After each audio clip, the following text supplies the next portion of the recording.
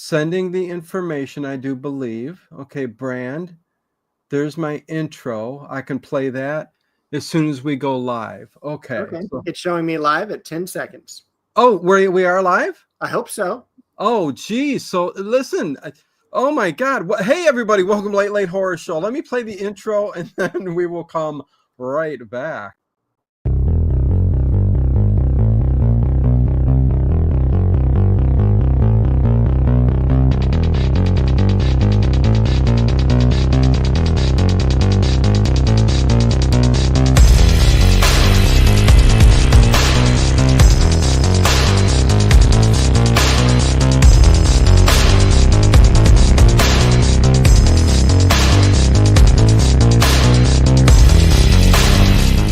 Is it just me? Or is it getting crazier out there? Okay, everybody, is it working? Is it working? I switched over to StreamYard. I want to be sure it's working. Looks good? Okay, I think so. I think so. Oh, man. What a shit show this is. No, this is fine. This show. Listen, I switched to StreamYard. Dave looks like he's not buffering. He looks like he's working good. If this goes good, then we won't have to worry about that issue anymore. So this is what's going on here. I tried to do a test stream earlier, people. And the opening to this did not go as planned because I tested it. Dave, oh yeah, look at that. He's muting himself on the new StreamYard. I am no longer using Restream. I think StreamYard gives you more bandwidth too. I think that's why you're not buffering, Dave. Cool. Yeah. Hey, what you drinking there, Dave? Fago? What's that? It's Fago Rock and Rye. Yeah. Wait, hold on. Let me see. Can I make you bigger? Solo layout. There you go. Look at that. Yeah. It's going to take me a while to get used to all of these little new features and stuff like that, but that is what I'm going to do. And comments aren't coming up on this side. What is going on there? StreamYard won't be able to show. I don't know. See, I can't see the comments. So this I've got my YouTube open for comments. Yeah, but I'd like to highlight, that's what I like to do. But, I guess I'll have to fix that. Why is there no comments here? I guess like anything, when streaming to a custom destination, StreamYard won't be able to show viewer comments. That's why. Okay. Anyways, let's not worry about that this week. Let's just get on with the show. I'd like to thank everybody for being here, especially Dave. Thank you, Dave. Thank you. You're more than welcome. Yeah. Especially with what I put him up with this week. Listen, wait till we talk about The Prisoner, episode 4. I've got issues with this one, man. Holy moly. Yeah, but let me say hello to everybody in the chat. What is going on? Edward Stewart. Harry Scott, hi boy donuts to you. John Swan, Mr. Ed, Cat's Paw, Andrew Black, what's going on? Rajram, Unk is here. What is going on, Unk? Scott Schultz, Connie, of course. Let's see, I'm going all the way to the top. Nathan is here. There was a slight delay. I know that much, but I have to go back after the show and see how much of a delay there was. I know I got the intro in there. Hello to Lizzie. Good to see you. Again, I'm hoping I get used to this and this works out good because Dave, man, when you were buffering, it just was not. It was a scene, man. It was a scene. But I also need to highlight comments. So listen, Dave, this episode 4 aired on October 27th, 1967. Free for all. That's what I got down. Now, what bothered me first was the IMDb that said it was a 7.7. Yeah, no, it's a little nuts. Listen, first of all, we get the return of the balloon. Oh my God, Dave. And let me tell you, the whole episode, in the whole episode, number 58, who was evidently another spy that they got there, she was speaking, I think, Russian. I don't think it was Russian. It definitely wasn't French either. Okay, it was some weird Slavic type of language. Yeah, I don't even know if it was a real language. She was driving me freaking nuts, Dave. First of all, I'm like, why doesn't she speak English? Right. If they have her there, I know I'm hollering you guys. I'm kind of worked up, okay? If they have her there and she's a spy and she probably worked for them, that's why she's there. Why isn't she speaking English? You would think. Maybe it was to put his guard down. Oh, listen, the whole episode was about him and this like kind of brainwashing thing and putting his guard down and trying to mess with his mind. And I tell you what, Dave, this episode, which is why I didn't care for it all that much, was unlike the other three and kind of tripped me out. It was a wild, like psychedelic ride. Am I wrong? It was almost like a Sid and Marty Krofft Saturday morning cartoon. Yes. I did find it very, very weird. It was very, very weird. And it was very I want to say it was very choppy. So it was like, we got this thing going on here, and then boom, we've got this thing, and then we've got a man in the cave, and then we've got, the ending, and it was just. And then you got number six. Number six. Some Wild Wild West punch up type of things. And well, listen, Wild Wild West, you know exactly what's going on there. But you got Patrick McEwen, you got number six, who is back and forth through this episode, like brainwashed. Then you wonder, is he not brainwashed? Is he what did they do to his brain? Does he know what they're doing to him? It was just all over the place, and it was driving me nuts. This episode did not do it for me. 7.7 on IMDb. I give this one a 5.0. I really thought it was okay.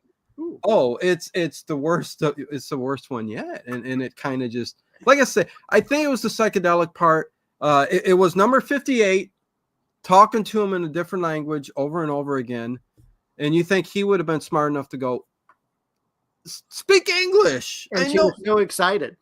Oh, she was so excited. She was cute. What did you think about her? Yeah, cute and perky. Okay. Cute and perky. I'd give her a 10. That's the only reason I'm actually grading this higher than you are. I graded it a 6. And the whole point of that was for number 58. I had a quote down Dave. from him. Oh, what is it? Where is it? I'll come across it later, I'm sure. Okay. But he talks about how it's when Patrick McGowan gets pissed. She doesn't even speak English. I know. Another thing through this episode, it was kind of weird where when they Here it is. Okay, go ahead. Quote, she won't go away, and she doesn't even speak English. Because every time he opens the door, there she is in the taxi.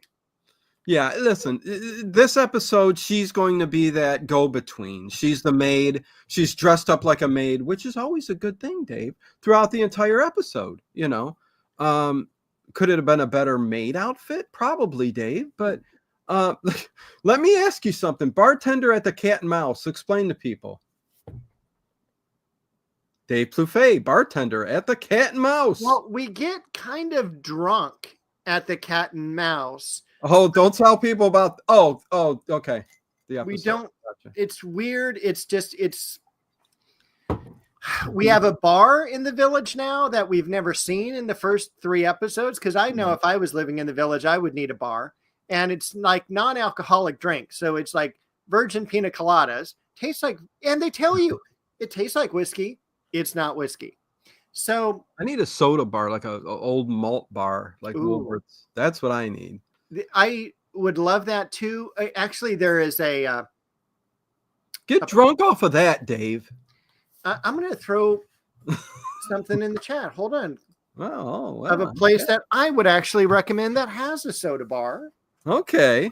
And you know what? This whole episode is about elections, which kind of drove me nuts. We just got through with our own, and this is all about I didn't care for that either. No, the whole manipulation. I get what they were doing, and they really were like messing with his mind. I wanted to use a worse term, but I didn't.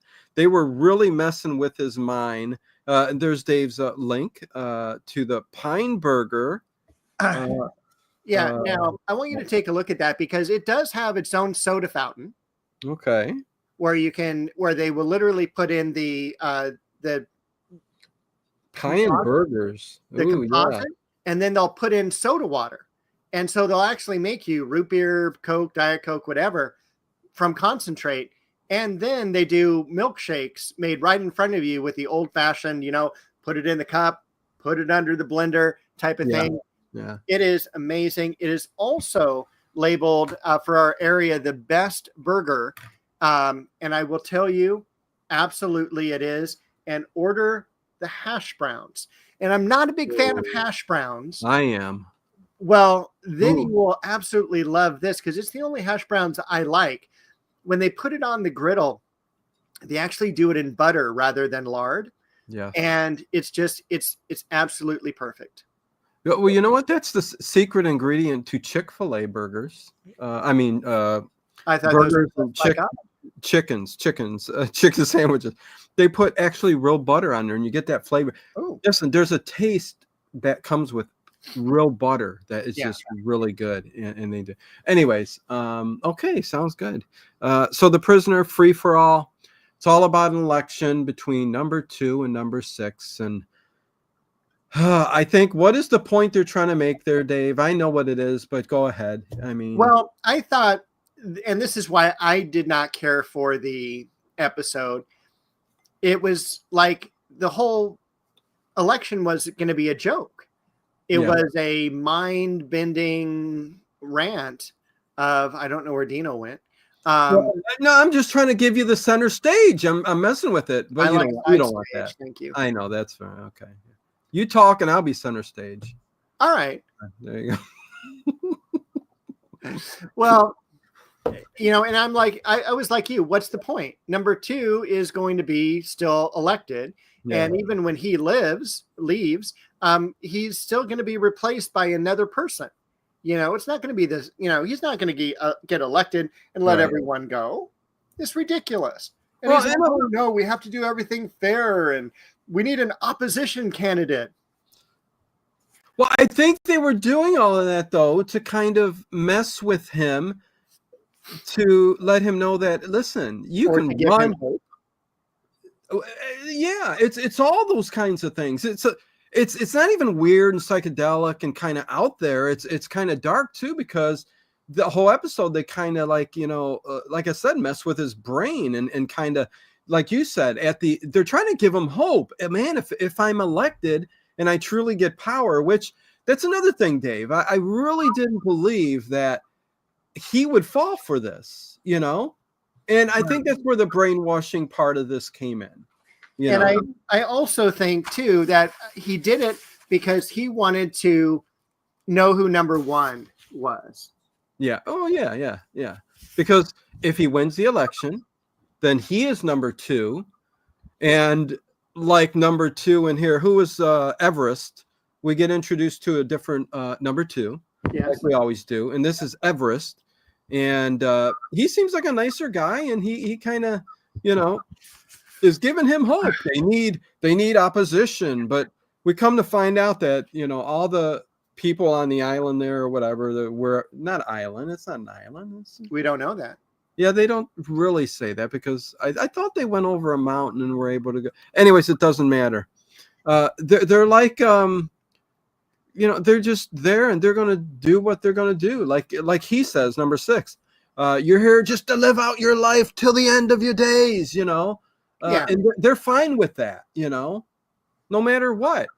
Well, there's lots of benefits. And hey, if number 58, you've got more number 58s, I'm down. That's not bad. Would you be able to come and make my bed in the morning? Yeah. Oh man, I would let her make me breakfast. And let me tell you something. Early on, I'd have her make me breakfast too with orange juice. You're supposed to go, what does that mean? I don't know what that means. Okay, me neither. But I love that little toast caddy where they put toast cut up in wedges and these little, oh my God, the 1960s decor. Oh yeah. Was simply amazing. Yes. I might even say when it comes to decor and the look and aesthetics of like these TV shows and stuff, the 1960s are a lot more eye-pleasing than the 70s even. Oh But yeah, yeah. but when it comes to other TV shows, there's certain things the 70s, especially in movies, has a more of an appeal towards me. I don't know, it's weird. We can get into a whole decades type thing one day, but yeah. Well, we will when we're going to be singing theme songs in about another 6 weeks. Oh yeah, listen, Dave sent me the schedule for the upcoming year. And thank you, Dave. And yes, we will be doing an episode of that. We'll talk about it a little bit later, maybe halfway through. You can throw out some of our future. Scooby-Doo is coming. Zoinks! Oh, I can't wait. Oh, what did I name that to, Dave? I kind of gave it listen, I forgot already. I gave it a good name, podcast name. It is Zoinks the podcast. Oh, that wasn't, I said it. Zoinks the podcast. Well, that's cool. Yeah, Zoinks the podcast.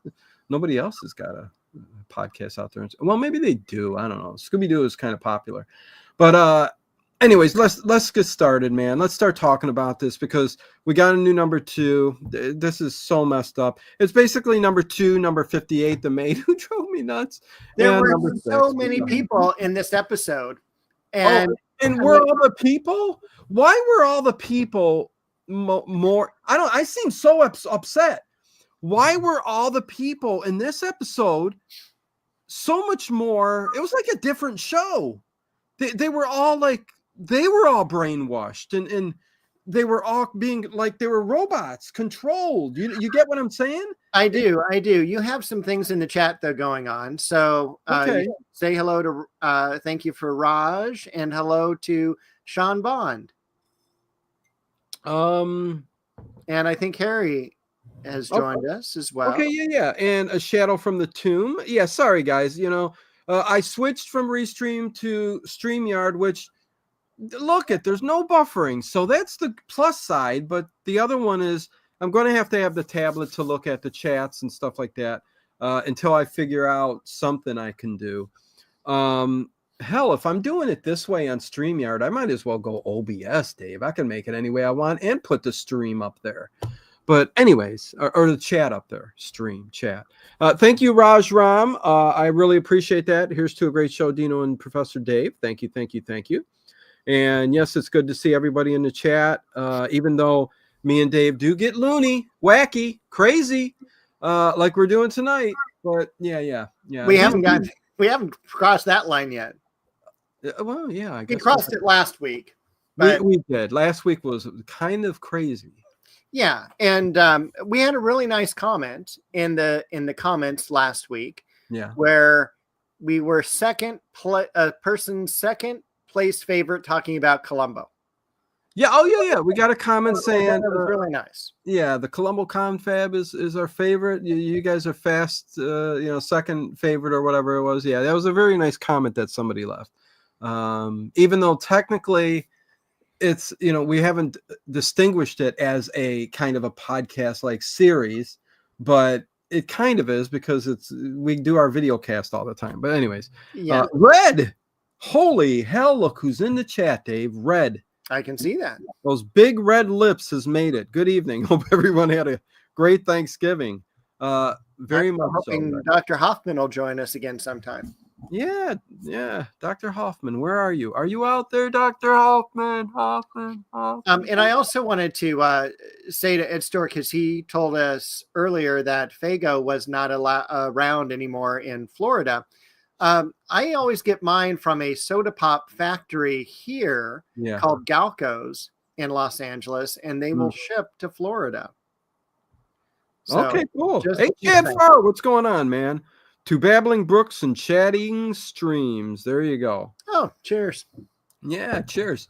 So yes, this episode definitely a little out there, and go ahead.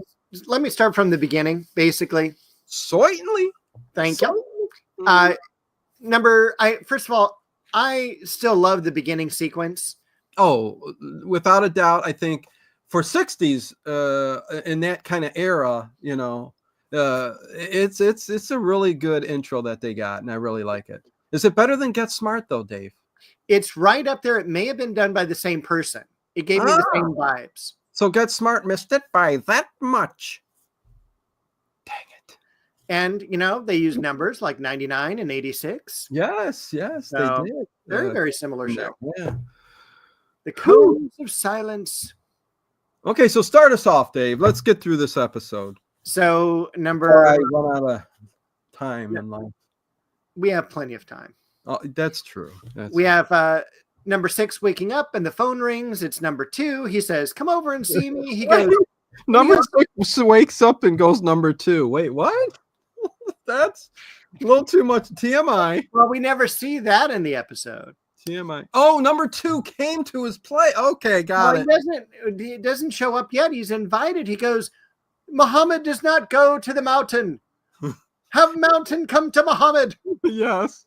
And then did you not love that he was on the phone and the RCA and the TV? It was a tube TV.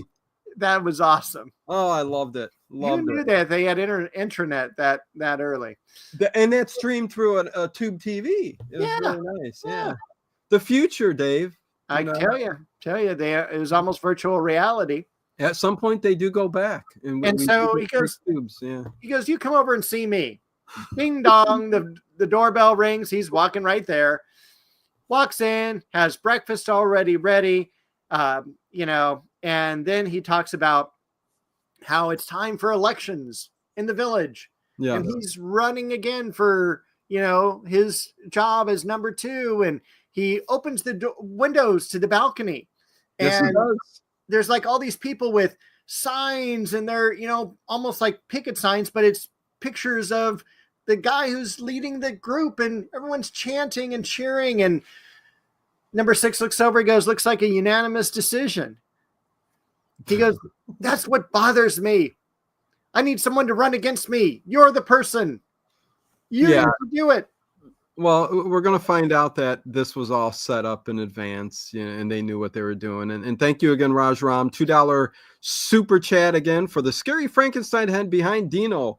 Right over there, over my right shoulder. Thank you. And good old Sean Bond, one Sean Bond. Hopefully everything's going good, my friend. Good to see you. There's going to be a lot of snowballs. Yeah, there's a lot of snow everywhere. It's just cold here, man. It is 20 degrees last night, Dave. 20 degrees. You know how hot it was today? Yeah, go ahead. 80. Good for you. It was 80 degrees. I was outside working in the yard in shorts. I was sweating. I needed a hat because we're not even getting clouds. Like this morning, supposed to be cloudy. Yesterday, supposed to be cloudy. No, it's sunny. It's sunny and 70. You don't have to rub it in our faces that much. I mean, I would love a snowball fight. Never had a snowball fight. Never built a snow fort. Never been sledding or skiing. Well, that's a shame. You definitely should take a Sonny Bono trip up to the mountains. No. That's awful. Horrible. That's horrible. Yeah.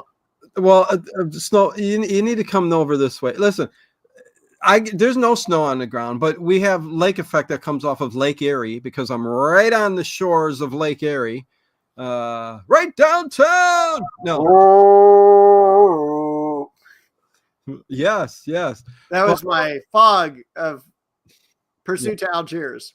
Right on the shore. Oh, Pursuit to Algiers. Which we're going to be doing next year. People love us talking about that. Yeah. We will be doing that next year. Sherlock Holmes. Yeah, I cannot wait. Let's see if it's any more popular than Charlie Chan, because people not very interested in Charlie Chan. I mean, I think people think I'm going to talk like Charlie Chan, and I think they go, "Hey, I better avoid that stream whatsoever." But no. Oh my gosh, things are changing. There's a change in the wind. Okay, Dave. So what else is going on? 58 come? Not quite yet. We have a parade processional that we go with, and that made me very nervous. Where like everyone's just going like we're going super quick, and they're throwing confetti and everything like that, and then they come to all in stripe shirts. Oh, and stripe barbershop quartet.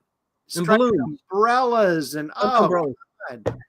What is Oh. going on, Dave? Oh, this was And tripped then out. they go to City Hall where this guy gives the speech, and at the end of the processional is the dwarf. We don't see the dwarf until the end. He's the last person in the parade. And during the speech for number two's like up above giving the speech, he's holding up little signs that say rah rah rah. What was I'm telling you, it was all nuts. It was like a bad dream where you were in and out when you're sick and you don't know what's really going on. Yeah, that's true. That's exactly what this was. Yeah. And then you go, progress, progress, progress. And the people chant it because he's holding up a sign. Yeah. But he's a little person, Dave. Yeah. I thought it doesn't he does he fly the helicopter? No, he's not the helicopter. Okay, he can't even ride any of the rides at Disneyland. Dave. Okay, so there's a bunch of craziness, these barbershop quartets running around the village. And again, I think they're all been drugged or brainwashed and ready to put on this show for number 2. I mean, number 6. Yeah. Not for and they're, and then they let number 6 do a speech. And he's all like, I'm not a free, I'm not a number, but a free man. And you used to be free and you have knowledge and you have, and everyone's just standing there like. Well, they started acting like, oh, maybe. Okay. Yes, you are correct. But they were all silent and just staring at him. Whereas before they were just cheering for number 2 until they found out. But yeah, the whole point was, I don't know what the point was. The point was just to mess with his mind, but maybe there was no point. This whole thing, you know what? This whole opening scene, yeah, it reminded me of Wicker Man. It had a Wicker Man kind of vibe. It felt like all of the people there were involved in like some kind of cult. And number 2 was like the cult leader, and he's walking. It really felt like that. And like in Wicker Man, the original Wicker Man with Christopher Lee, you get a processional kind of parade and stuff going on there too, because they're celebrating and the pagan rituals that go along with that folk horror movie, one of the best ever, the best folk horror movie ever made. But I think it's because they were outside and all that kind of stuff that kind of made that feel that way to me. Raj Ram, $2 super chat again. Thank you very much, my friend. I hearted that. 4 likes already. Please tell the story behind the Frankenstein head. Is there a story behind it, Raj? The only story is I love horror toys, masks, and I got that mask, Dave, from the store, from Spirit Halloween. And I thought, oh, you know what? This is a good price, and it's super realistic, and I'm going to buy it, and I stuffed it. And it's sitting back there now. Stuff like a Thanksgiving Day turkey. Well, no, I'll stop there. Let's move on with the show. Well, this is where he is gifted number 58 as his personal driver. And every time he looks around, there she is. Like that, man. I'm telling you. Yeah, and she, I forget the way she said "be seeing you" in her language, but "be seeing you." Be seeing you in all the old familiar places. Yeah, yeah. Casablanca. She'll see him. I don't know what's going on. They push him violently into the car. Ooh. It is violently. Oh, it was. That's where it disturbed me the most. Like they're all, yeah, he's running against number 2, and they like drag him and they push him into the car and throw confetti right into his face. And he's all, let's get out of here. And they've already got posters of his face up for the parade, and he's driving away. And then number 130 and 130A on the Jeep. And they're a reporter and a photographer.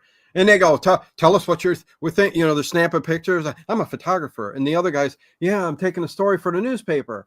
And he's asking them all kinds of questions. What are you going to do for the town, the village? Go ahead, Dave. No comment. Okay, no comment. What are you going to do for the progress of the future of the village? No comment. Okay, so immediately it stops. They stop and they jump off and they go, read all about it, the new paper. And I'm like going, what the hell's going on? It's already ready. Not only that, they make the paper for you. There is absolutely no waste because the guy has number two.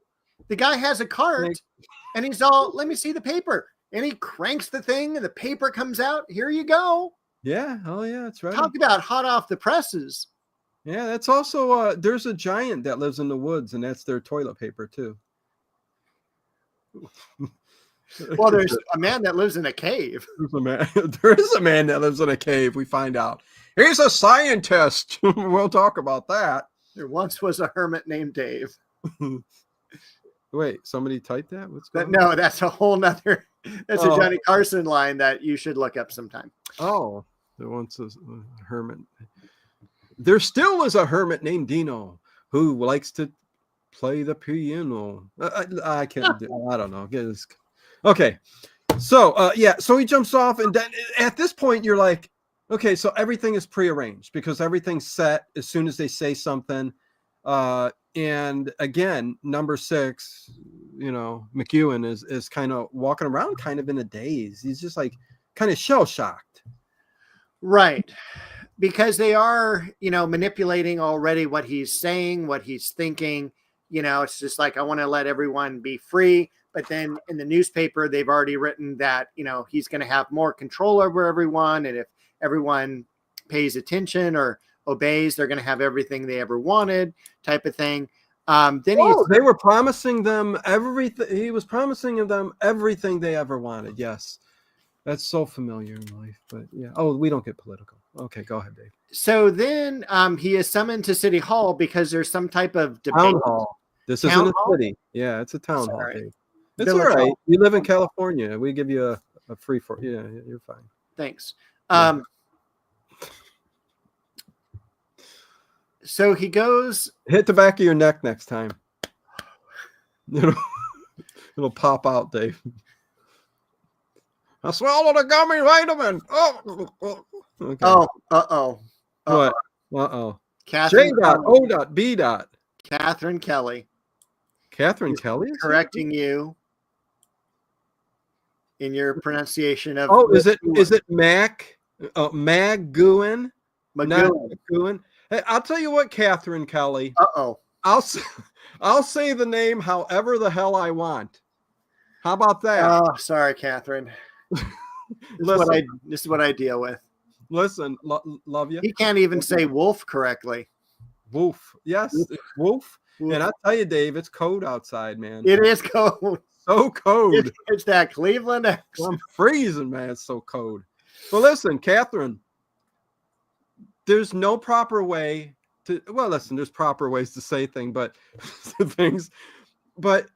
there are variances in the way people can say things and still get the name correctly.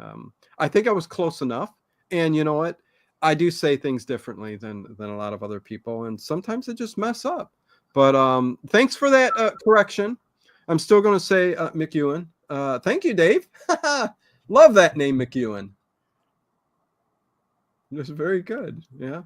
Can't wait till we talk about him on Silver Streak. Love Silver Streak. Great TV show. Love when he goes in and gets before he gets on the train. He's pretending he's black. He's like, yeah, I'm getting down. I'm cool. Gene Wilder was one of the best ever. Oh my God, the day he passed away, which was not that long ago. I was so sad. Okay, so he's at the town hall where he's confronted with more brainwashed, zombied robots. Oh, I didn't scare you away, Catherine Kelly. Listen, I do all capital letters too. So if you think those capital letters are shouting at you, I don't know what to tell you there either. But he walks into the audience hall. Number 2 is across from him, and there's about 8 people in a circle. Yeah.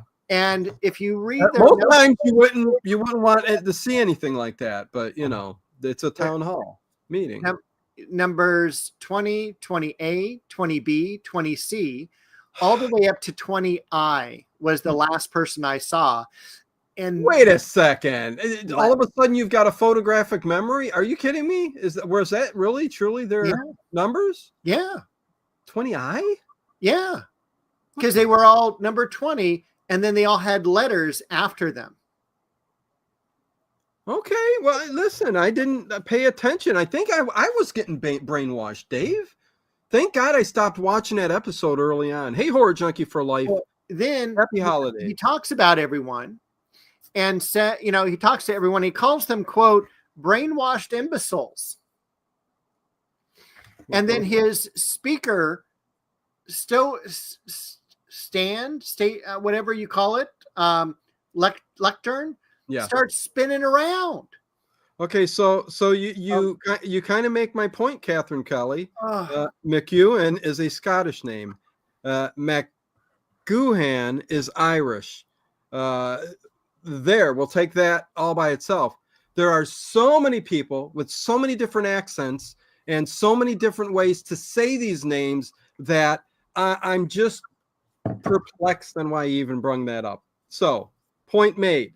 The capital letter thing for pronunciation emphasis, not shouting. If you go to if you do an email, you type anything out, why are you shouting at me? It's become a thing on computers, texting, Dave's on all that kind of stuff. Back when letters were first created, Dave, they were capital letters. It was not only, it was only when the English started to create a learning system for their children, so on and so on and so on, that they made uppercase letters and lowercase letters for names, places, and things like that. The aesthetics of capital letters are beautiful. Not only can you see them because they're larger, I just think they are more beautiful. So thus, I always do capital letters. So let's move on, Dave. Please.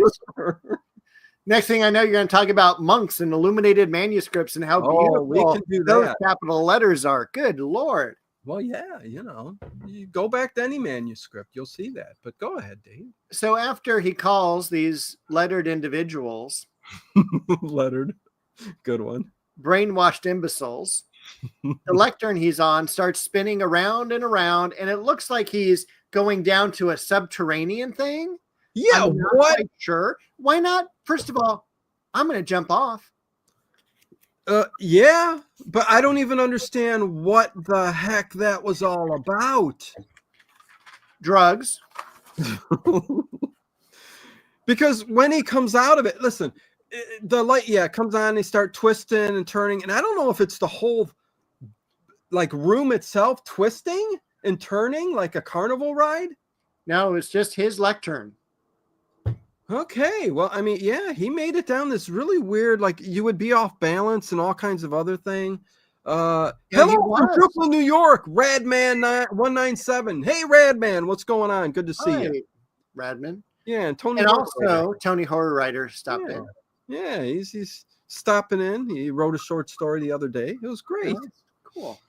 Good to see us. Good to see us. A lot of brainwashing going on. Listen, I'm telling you, a lot of brainwashing. But when he opens the door, he kind of falls out like he's dizzy and goes into a chair.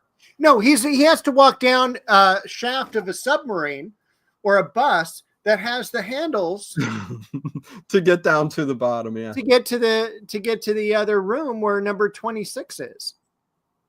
You remember have you ever been on a bus when you were younger and stuff? Of course you have. And yeah, we have buses here. I take the metro. And it you got to hold on to those things and it's moving like this. Shocks were bad though in the 80s. They didn't, there weren't too many rules back then. There weren't. Yeah, you hit a chuckle. Everybody's hitting the roof. The roof. Or the roof. Just saying. Okay. All right. Okay, so his uncle's in there. His uncle? Oh, some old guy's in there giving him some tea. He says, "Sit there. 1 lump or 2. I don't take sugar. Oh, that's right. We have it in the book here that you gave up sugar. Yes, and According very, to your very, doctor. yes, very good for you. Because again, they had to rehash the whole point that, they have all the information on him. We know that by this the fourth episode, but we know that already. They got Right. all the information on him. Yeah. So we don't need to know that. But he does get a call from number 2 because number 2 gets a call from number 1, Dave. Oh, Yes, he does. this is mind-boggling. Which is why not just have number 1 call number 26 direct? Do they not have an operator? Or number 58 shouldn't even be involved in any of this because number 2 got number 58 involved. And then all the 20s, i.e. and A and C and B, end up talking about the promotion number 58 gets later on. Oh, it's crazy, Dave. It is Hey, crazy. So they basically tell, now I think it's his uncle, thank that you, my friend. We're number 1 channel. Thank you. that is very nice. Yes. Oh, see, that got your attention, Dave. Dave likes praise, everybody. He likes to be petted. You're doing a good job. Especially on Sunday, we thrive on praise. Oh my goodness. Okay. So we are told that he is a stubborn person and not to harm the tissue. And so then he presses a button and electrocutes him. And the guy's just shaking. I'm like, oh man, Patrick McGowan's such a good actor. He's just shaking. And he's like, he can't let go of the chair. And then they have a screen on the back of his silhouette, and there's 2 lines going. Okay. What the hell, Dave? Going into his brain. One has a square and one has a circle, and one is a truth line and one is a lie line. Yeah, the square is the truth, right? And the square doesn't really matter. Oh God. Yeah. And why did you run for office? Because I want to make change. It was going up towards his brain. And then you square and the circle meet, and they pop into his brain, and then he convulses. Yeah, it was too much. God, so good, so good. The lies and the truth converge in his brain, and he can't handle it anymore. Yeah, it's all a ploy for the prisoner to conform. Yeah, Radman. He never does. He never does. Radman. I don't know if you're new here. I think you are. We've talked about this. Is the 4th episode of Prisoner we've talked about, and we almost definitely know that he will never conform. We know that. We know this episode he will it's a ploy. We definitely know that every episode there's going to be a ploy to get him to give them the information that he has in his mind. So yeah, definitely. We got that. But thank you. D someone, where you been? Good to see you. Been missing you. Take a sip of Faggo, cream soda. Okay, Dave. So what did we get out of that? We didn't really get nothing. He passes out. He wakes up. He's able to get up on his own. They did say when number 2 called, though, not to just keep it level 1 interrogation level or whatever, because first stage. Because they don't want to scramble his brain or anything like that. Not yet. Everybody else is fine, but something about him, he must hold some really deep information because they want nothing to happen to him, but yet they're trying to get the truth from him. I like the truth test, But anyways, we just talked about that. But yeah, he does leave the room, and he's all happy after he leaves. Yes, but at this point, I think, okay, he's brainwashed. Right? Oh, I thought that early on a lot of his, what he says, because there's an awaiting crowd, right? And they're all like, "Yay, number 6 is going to change the world." Yeah. And he gets into the car, and 58 drives him away. Yes. Thanks, D. D's always there. D's always there. And if you listen closely, they play the Mission Impossible theme as she's driving away. No. Yeah. Don't. It's not exactly the same, but it's really, really close. I listen, I'm like, that's Mission Impossible. Really? Because Okay. later on, they also play another theme for He's a Jolly Good Fellow. Yes. And but in this episode, like, it's like do do do do do do Huh. do, and it's just like, okay, we're a little Mission Impossible theme going on. Okay, so there's things that I didn't pick up on either, but But then yeah. this is where he tries to escape. Oh yeah, after all of that, they go up to that big motherboard type thing of the village where you press buttons and Well, they can't talk to one another. She doesn't speak English. right, which I at want this to go point, here. Beep. Oh, you want to go here? Beep. I know what that is. I put chaos, God. running after him, trying to escape, motorboat, big balloon from under the water. I put a whole mess of this, like one words. That's all I need to know. But yeah, I wrote down my notes say commandeers boat, fights two people, helicopter, inside, alert, calls for artifact, boat, remote control. Oh my God! Because we do than have, mine, but depends on how you take notes. I went through a whole class in court reporting. I'm Catherine a Keller. college professor. I think I know how to take notes. Yes. Oh well. Yeah. Sorry. Catherine Keller. Good point, Dave. Pop Goes the Weasel is a recurring tune. Yes, it is. So yeah. Okay. So yeah, he freaks out in this chaotic. The little man, I think, walks by as the helicopter. I think he got the helicopter for number 2, who's following them over the boat.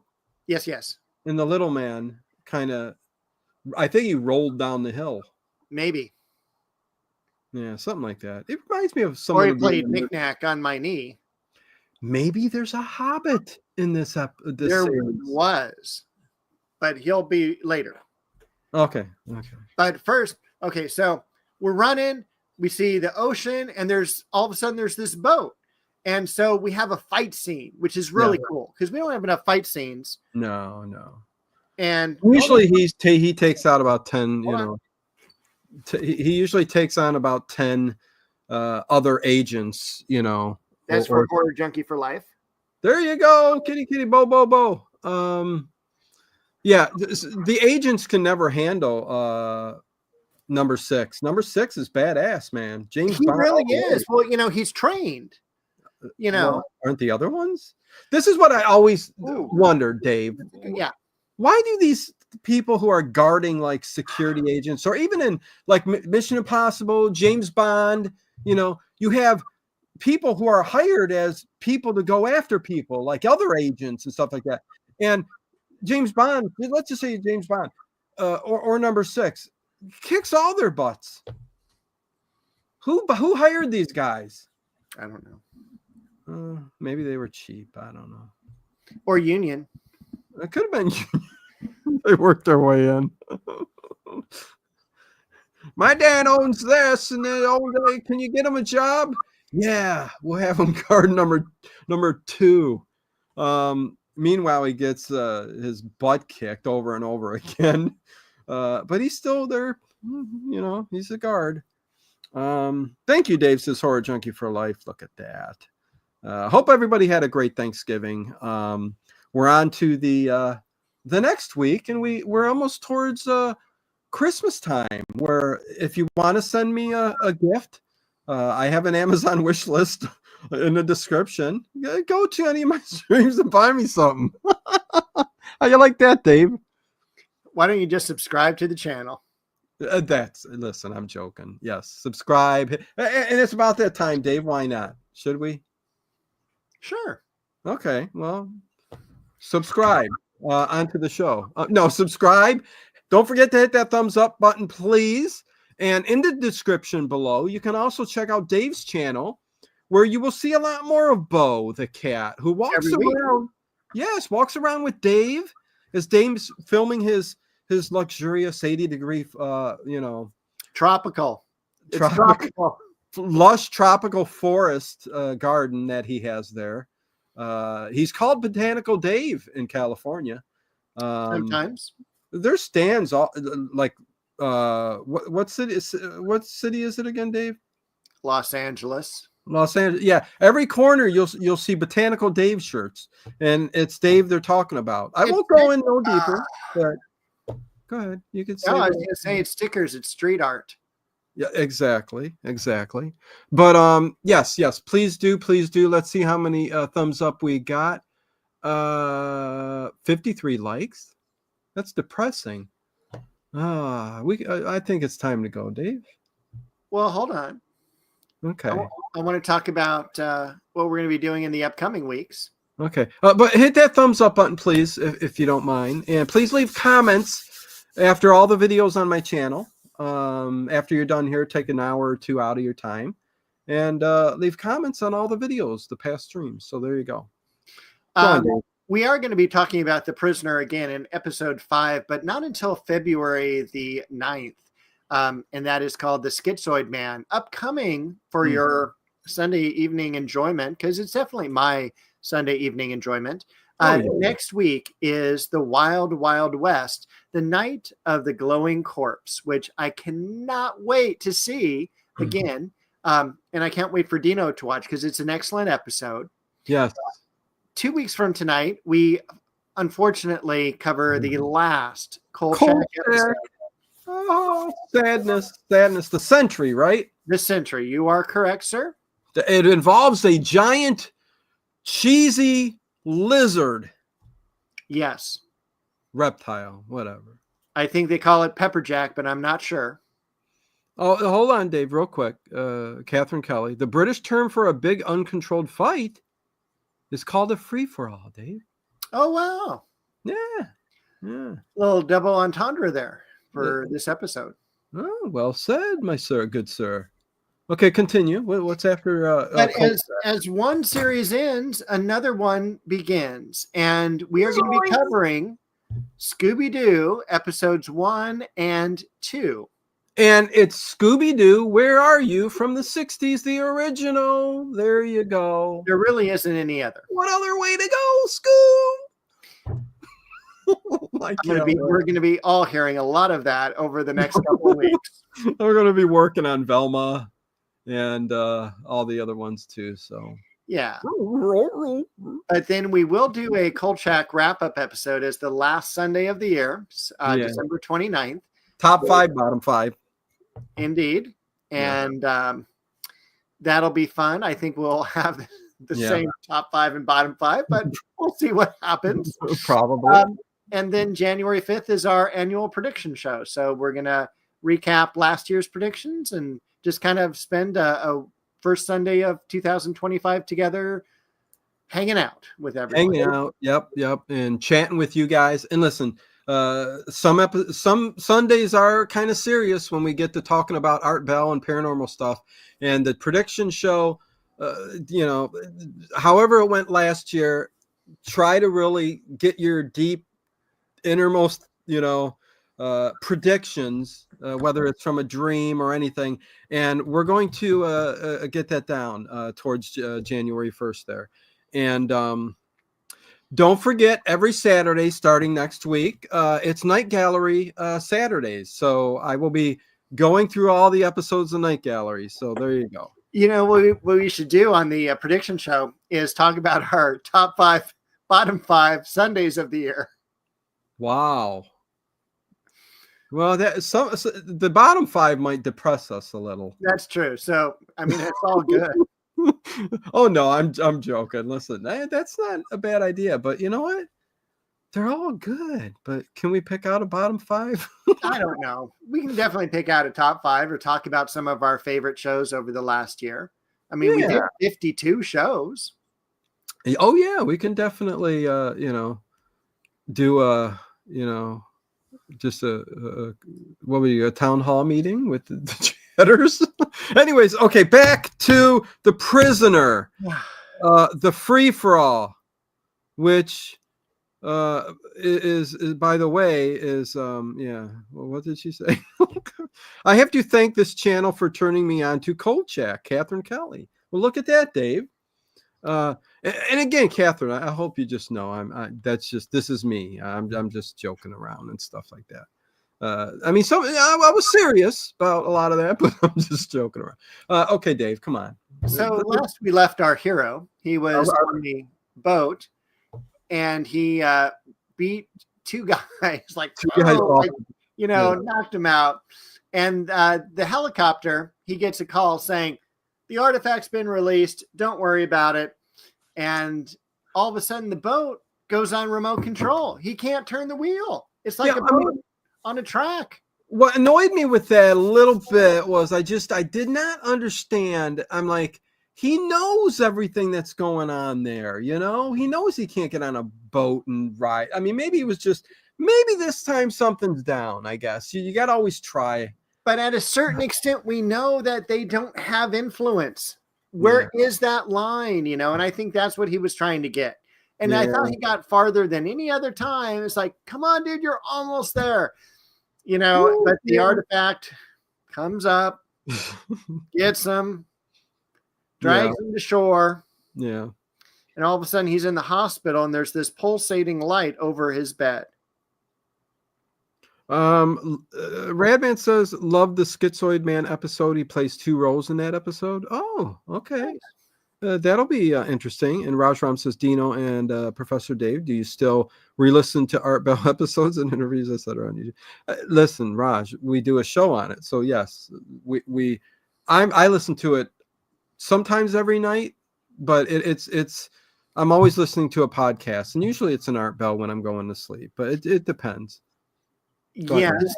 I actually listened to a lot of our past Art Bell discussions. Because they are so good. Thank you. Yeah. And I loved our Area 51 episode. That probably is the best one we did. The first 3, Remembering Art Bell, when we talked a lot about the different people, were fantastic. We have about 8 or 10 ghost story ones. We have one on reverse speech. We have one on EVPs. We have a number of different ones, and I'm looking forward to in January or February delving into Father Malachi Martin. I mean, that's going to be a really, really deep episode. It's going to be a deep episode, really, really serious and really, really good. I think I have a playlist of the Art Bell shows. I hope. If not, I'm going to have to check afterwards. I know I have a paranormal playlist, but we need our separate Art Bell. Remembering Art Bell playlist. We really do. Yeah. Okay, then if we don't, I'm going to definitely make sure that's up there on the page. Anyways, Dave. Okay, so the balloon comes up, gets him, does this thing, gets his face smashed into it. God, I hate that. It reminds me of that horror movie. Yeah, right? Freddy Krueger. It comes out of the wall, pushes out. Yeah. The Blob, the 1980s Blob did that too. But the 2 balloons kind of drift him off, and as he's being brainwashed. And the funny thing is, you start figuring out that he's getting the character traits of number 2. You didn't notice that? Well, now that you mention it, sure. Well, because he was even hollering out lines that he would say, that number 2 would say. Oh, okay. Even especially later on in the episode, but yeah. Okay, well, okay, there you go. Back to so he's at the hospital, right? Yes. And he's acting more like, I think he's brainwashed even more again. Listen, I don't know what they're doing to him, but one way or the other, they're brainwashing. How much he's faking it. I don't think he's faking it. Okay. I think he's coming in and out of consciousness. Yeah, coming in and out of like brainwashed, because he starts to become number 2, and he's acting like kind of this dictator, and he's hollering at people, like number 2. Yeah, I didn't like that. Yeah, no, it was a little weird, but he hollered at 58, but she got him back. How'd she get him back? At the end. Yeah. No, he was getting fed up with her just talking her whatever she was talking. That was called gibberish. Yeah. Hold on a second, Dave. We do got half an hour. Let me go to the chat real quick where John Swan says, just listen to Art Bell, Travis Walton interview the other night. Great. Yep. Yeah, that's a good one.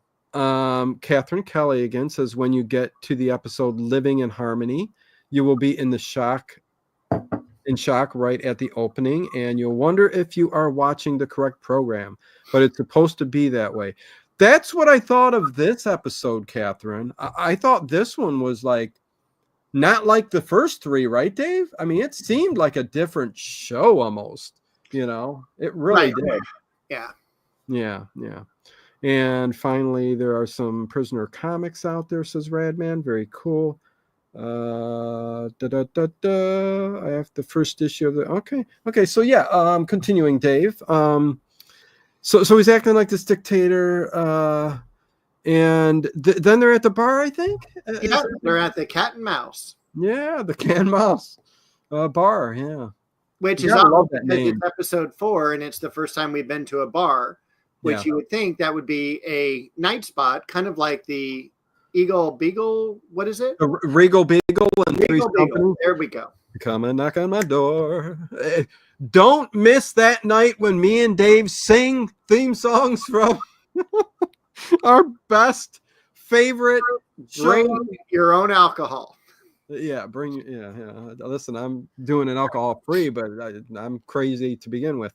But Dave, I thought that when he was there, the person that came up to him said, what did he say? Like they said, like whiskey, scotch, or 3 different drinks. 3 different drinks. I got like the real thing, non-alcoholic. Yes, that's my point. I was.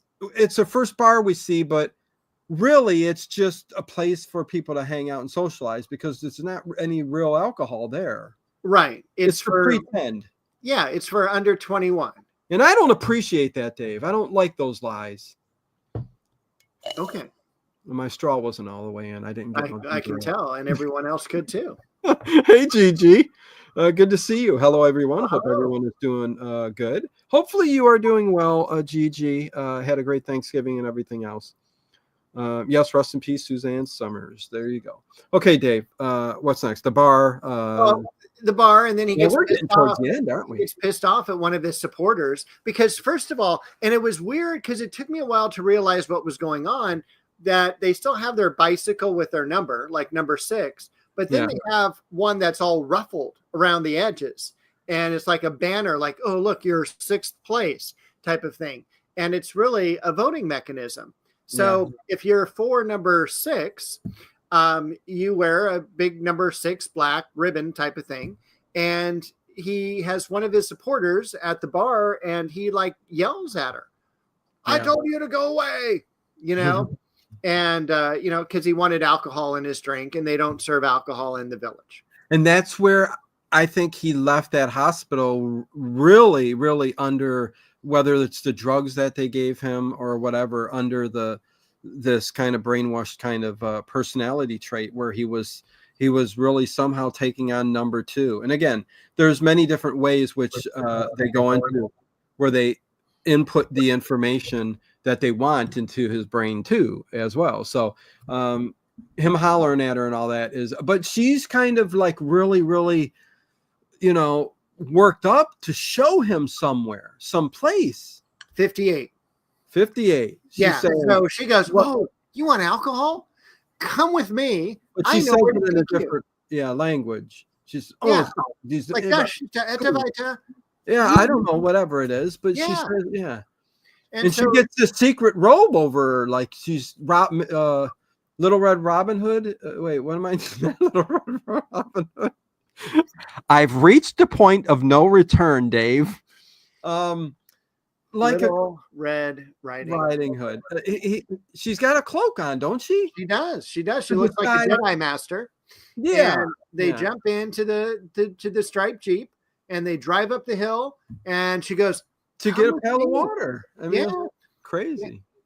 They almost met Jack and Jill up there, but then they go into this hermit's cave, and there's another person. And he's like all hunched over and he's drinking. It's kind of like I think she was saying booze, booze, booze. But she was using a different, language. She was all alone. Bose can handle herself. So tough being a cat dad. Yes. When Bo stays out late at night, man, Dave, he calls me up and says, "Do you think Bo's all right? It's been 2 hours now." Because you saw Bo walking off 2 nights ago with some other alley cat. And you said you didn't approve of that because he came in all like, "This is my play." He sprayed your back books and you were pissed. And I said, it's never going to turn out good that way, Dave. Never. Okay. You know when Fonzie jumps the shark? Yeah. Okay. All right. I'm shutting up. Look. Thank you. Oh my God. So anyway, we're at the cave now, and Patrick McGowan walks into the cave, and he's all, "Oh wow, you serve real alcohol here? God, it's my own show. Awesome." And so he's like, here's some alcohol. Go ahead. No. Oh man. Okay. Oh God, I need a drink. Yeah, it's like the olden days where Lauren Hardy, we had a big thing over a steamed hot thing, and It was. what was he doing? He didn't have a cold. He did not, but he was like depressed because he was going to lose. We realize it's number 2 drinking his Gilligan's Island coconut carved out cup of booze, and the guy who's like the bartender is like a mad chemist. And then As a distillery, what do they call that? Moonshine. He's making some moonshine in his distillery in a cave. Yep. On this island. Yeah. Or this, whatever it is. Yeah. And so then he's all, "Come check this out." They go deeper into the cave, and there's some, chemical components on a chalkboard. And all of a sudden, you think they're drinking booze together and they're getting drunk, because number 2 old friends. Yo, traveling fools. Okay. So you think they're both getting drunk. And again, number 6 should not be drinking anything from anybody. Hasn't he learned his lesson? Not yet. Not in 4 episodes. Nope. Do not take a drink from anyone. I'd be out there boiling water from somewhere, from some deep well that I make secretly. Good idea. But you can't. It's because you're always recorded on that. True. But yeah, I don't know. Anyways, okay. So go on. I interrupted you. They're at the Einstein chalkboard, Dave. They are, and they're talking, and then all of a sudden Patrick McGowan passes out, and number 2 breaks his acting, and he says, "Did you overdo it? We don't want to hurt him. We don't want to hurt the tissue."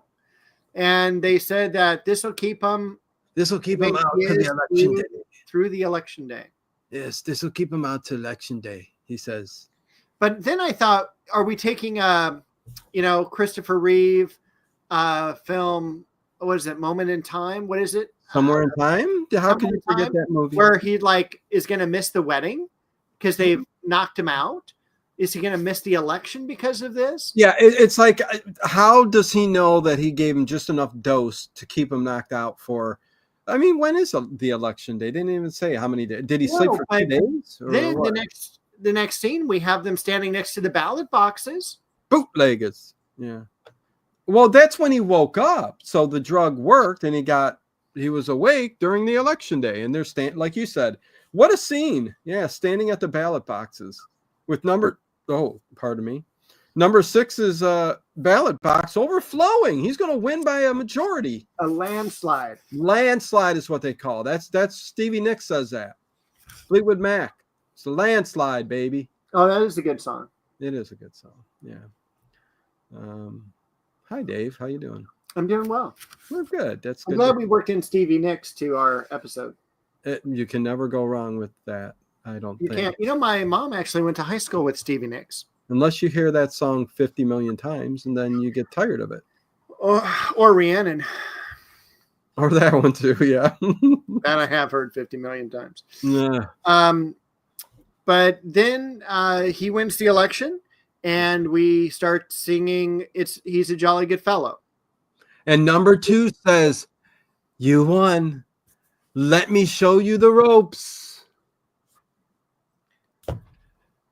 They weren't very good ropes. We don't even see any ropes. They were cloth. Oh yeah, no. He's going to show him how things are done, and he's going to. Oh! What?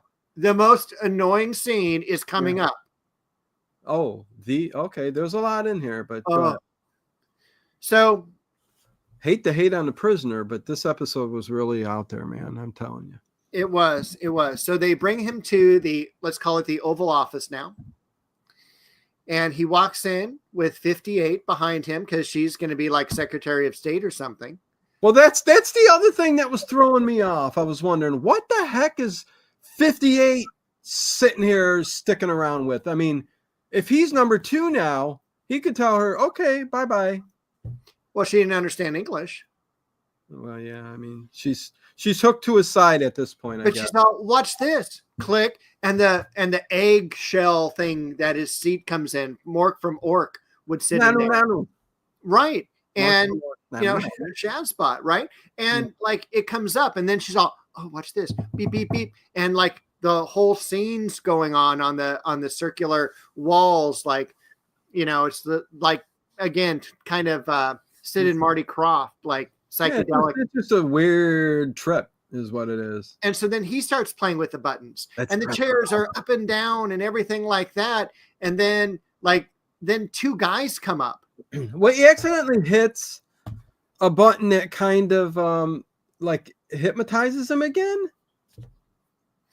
Yes. Isn't that what you got out of it or no? Yes. And it's like it did hypnotize him. And then we see 58 transition.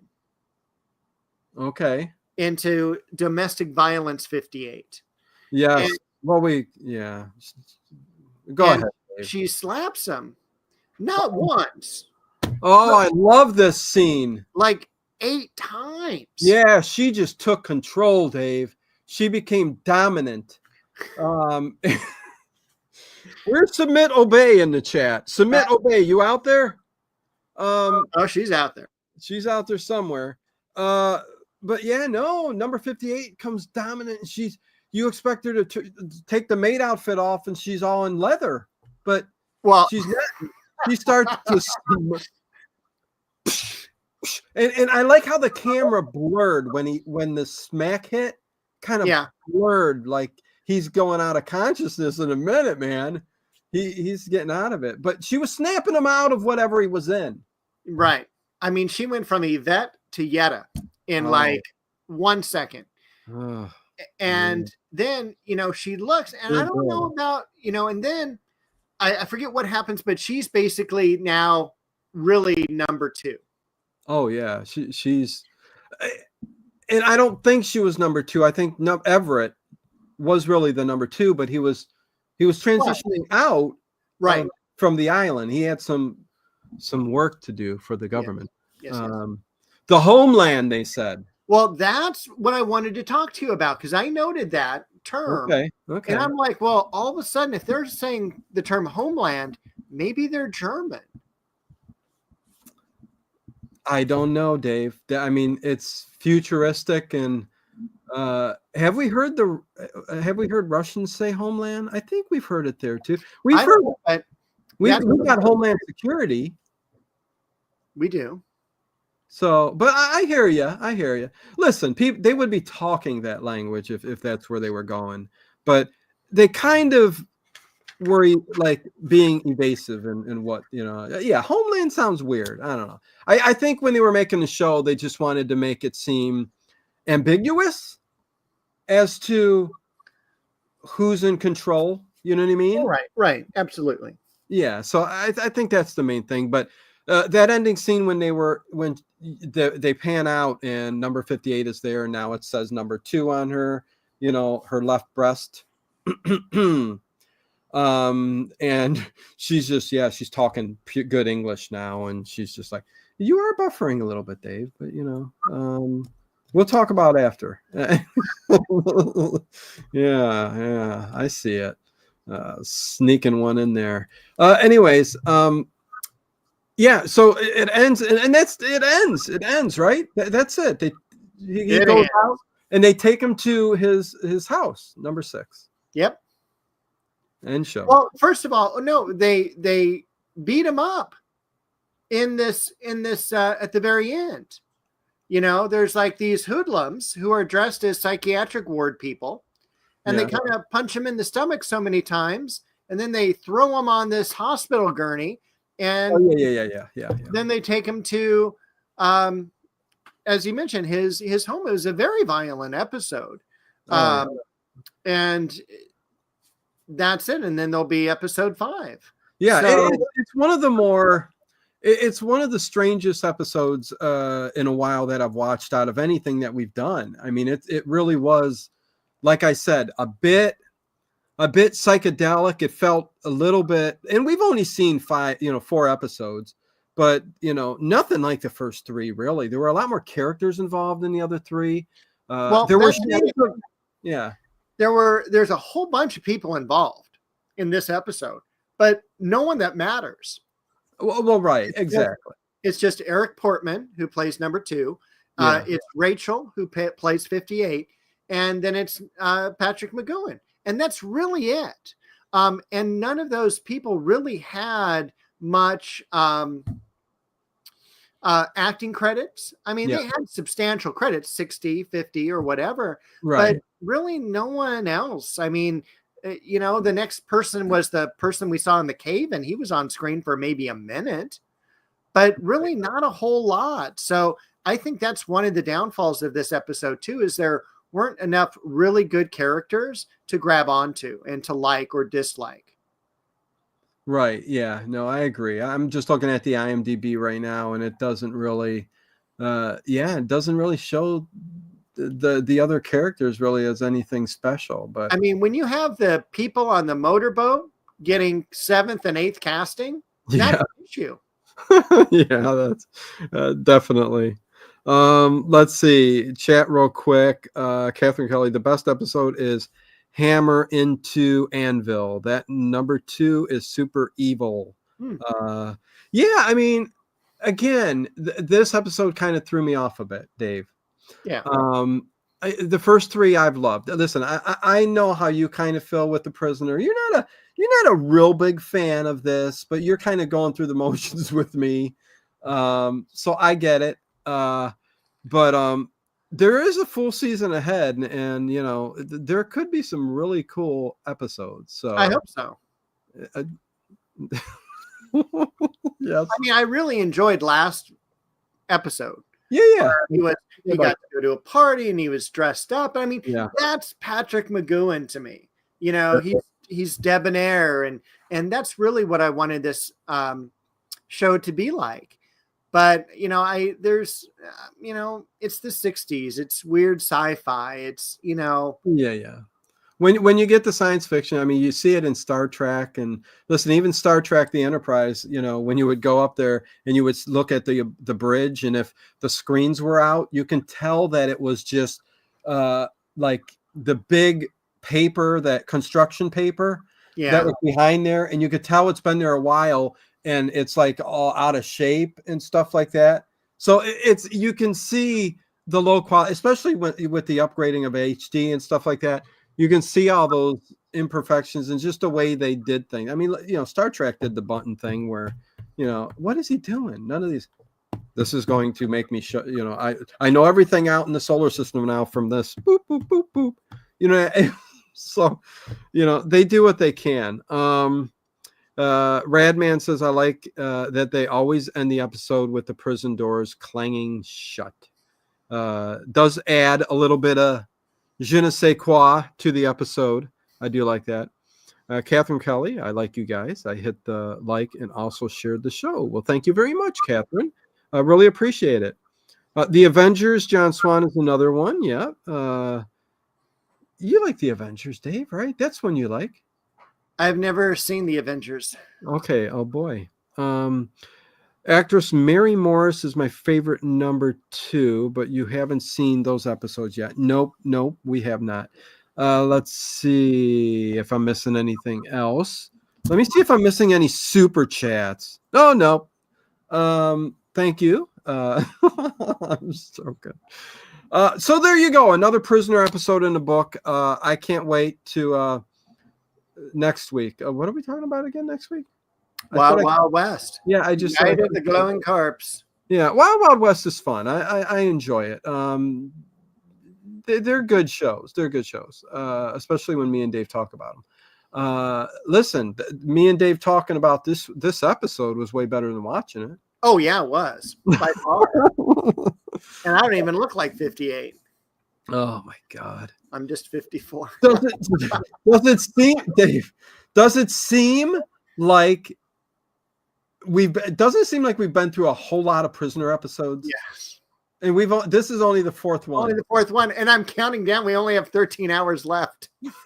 I'm like, where can this go in half a day? Oh man. Never seen the Avengers. No Emma Peel in your life. Oh geez, Sailor Sam. No, yeah, Emma Peel is.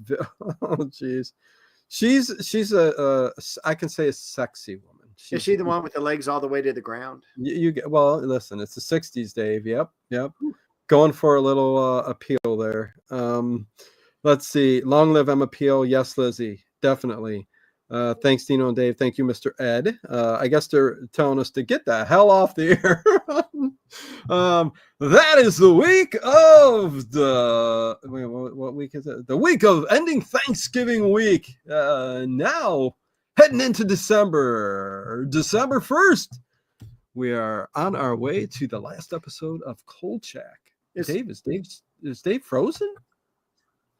Oh, maybe we can go back to restream. No, I'm here. You're the one that actually just went black.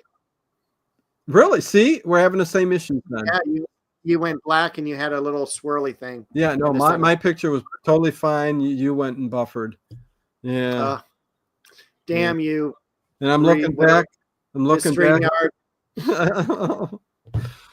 Listen, I don't know. I'm trying to look back on the thing and see who, but it's definitely you buffering.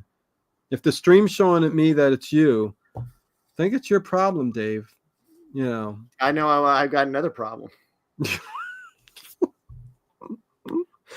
Look at him. He's nervous. I get it. He's like, yeah, that's good. Oh, I got an itch. Okay, let's see. I'm glad you're talking about it. I have no one in my circle of friends that watches it. Yeah, there's not many. Listen, I had to get Dave to watch it, so. He still has to get me to watch it. All right. Dave may say, this is it. No more. We are not doing any more episodes. No, I'm joking. We'll eventually get to them. When we've got maybe 2 months from now, we'll get to another one. Well, I'm excited. Well, yeah, February. Oh, yeah, Dave. I'm excited. If we do one a month, we'll be done in 2025. But it's just we only get together on Sundays, so there's so much to do and talk about. Exactly. Right. Okay, you know what? We're out of here, you guys. Peace. Thank you, everybody. Please leave a comment. Happy December to all of you, and a very jolly and merry holiday month, and Merry Christmas, and Thanksgiving's already gone, so we don't got that. Yeah.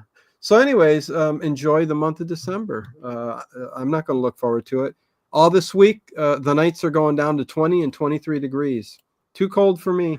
I know, Dave, 80s. Okay. Any last words?